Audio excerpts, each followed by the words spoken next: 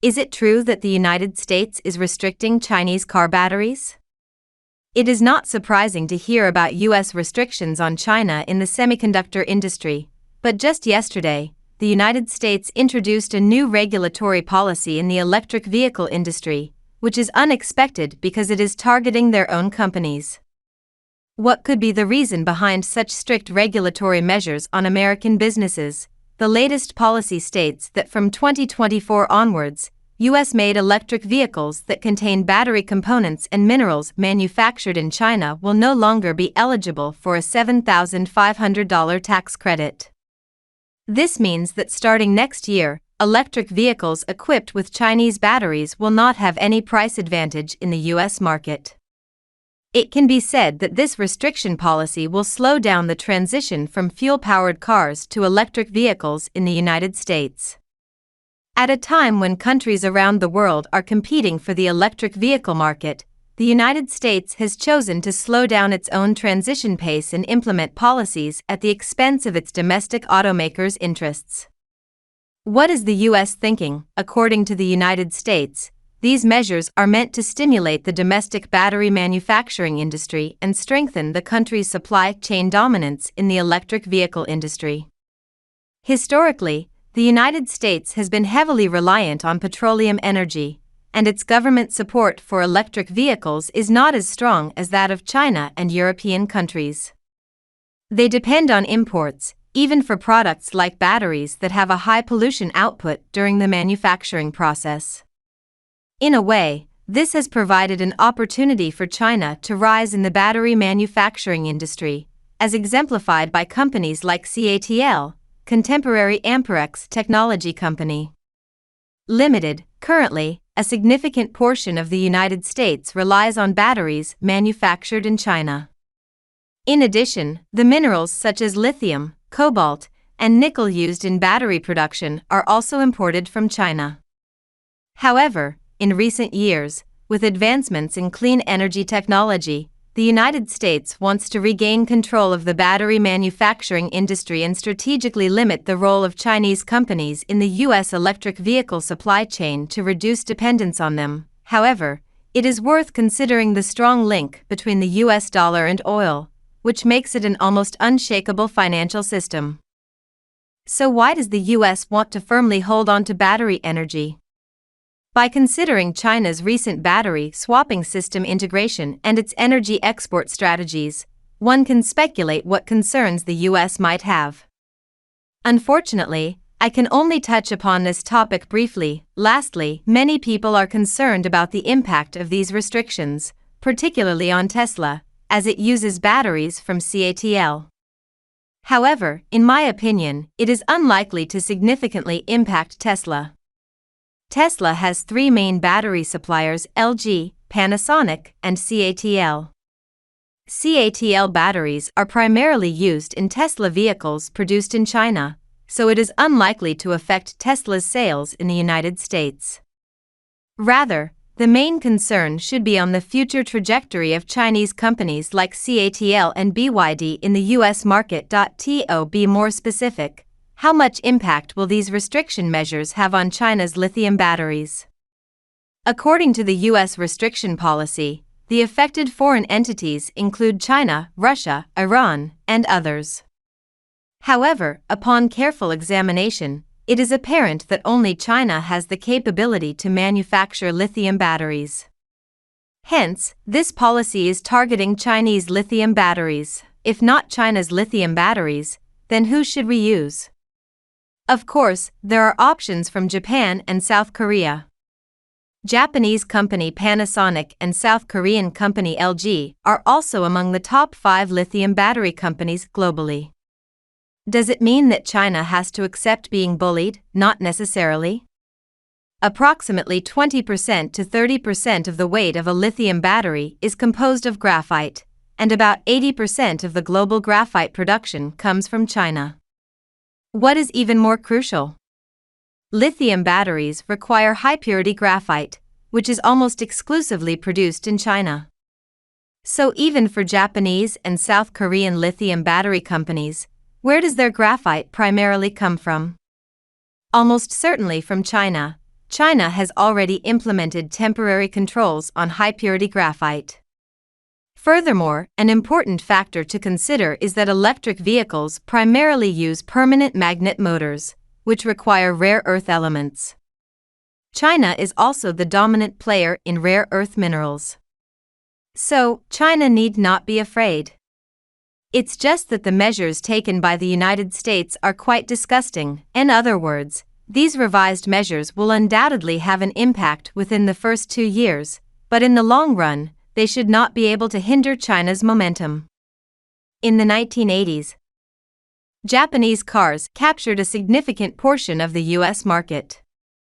The U.S. forced the appreciation of the Japanese yen to weaken Japan's export competitiveness and eventually implemented restrictive policies, limiting the number of Japanese cars exported to the U.S. each year. However, did this lead to the decline of Japanese cars? On the contrary, Japanese cars became stronger. Why? Because oil prices were high at that time, Japanese car manufacturers focused on producing fuel-efficient vehicles, meeting consumer demands. The lesson for China is the same. Rather than worrying about others causing trouble, the key lies in whether we can meet the needs of global consumers.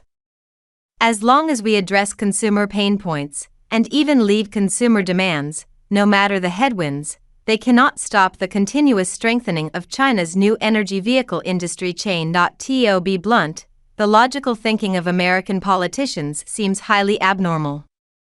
Here's another example. Recently, 2 committees in the U.S. House of Representatives were investigating a well-known American automobile company, Ford. Why? Because Ford planned to invest $3 billion to build a factory in the United States for producing car batteries, with China's renowned company, CATL, as its partner. The United States considered this to be a threat and initiated the investigation. What is the danger here? Does CATL's battery technology secretly contain a time bomb? Is it meant to explode in the United States? In reality, although it may appear as a threat to the United States, it is actually a means to suppress Chinese technology and production indirectly. In the electric vehicle industry, China is currently the global leader with a high market share. The famous American company, Tesla, has achieved rapid development in China as well, quickly increasing its vehicle production. Tesla has struggled for years in the United States, unable to significantly increase its production output. However, in China, Tesla's production has increased, prices have decreased, and market share has expanded. Why is that? Let's recall the electric vehicle industry. Apart from Chinese automakers like BYD, the global leader is Tesla. It has a high reputation worldwide because many people consider it a leader in the automotive industry in the United States and Europe. One important reason for Tesla's rapid global development is the establishment of its factories in China. China did not hinder Tesla's entry into the country despite its own advancements in electric vehicles. On the contrary, China warmly welcomed Tesla. Since coming to China, do you know why Tesla has achieved such high production volume and lowered costs? It's because 90% of Tesla's components are already made in China. Made in China accounts for 90% of Tesla's components, even though it claims to be an American car. Due to various sales policies, Tesla's market share in China is relatively small. It entered the market relatively late and has just broken through 20% market share. However, from this example, we can see China's inclusive attitude. China doesn't mind Tesla coming to its market. On the contrary, Tesla's entry into China has indirectly compelled China to reform, propelling the Chinese electric vehicle industry to a higher level and even becoming a global leader. For an advanced technology, instead of hindering it, it actually promotes the domestic industry. The fact that these 2 committees in the U.S. House of Representatives are investigating the cooperation between China's CATL and America's Ford is a pathological mindset. However, this pathological mentality to suppress China's manufacturing industry is completely impossible. Just over a decade ago, the West, mainly Europe and the United States, joined forces to suppress China's solar photovoltaic (PV) industry. At that time, China's PV industry had low costs, good quality, and competitive prices. After entering the European and American markets, local industries in Europe and America started to collapse one by one. As a result, the West conducted anti-dumping investigations and imposed limitations, which blocked Chinese PV products from entering 80% of the global market. Most of the countries using solar power for electricity generation are developed countries seeking clean energy. In contrast, underdeveloped countries don't even have enough access to non-clean energy, let alone prioritize clean energy. Therefore, in 2011, 80% of the market was blocked by the West, prohibiting China's PV products from entering.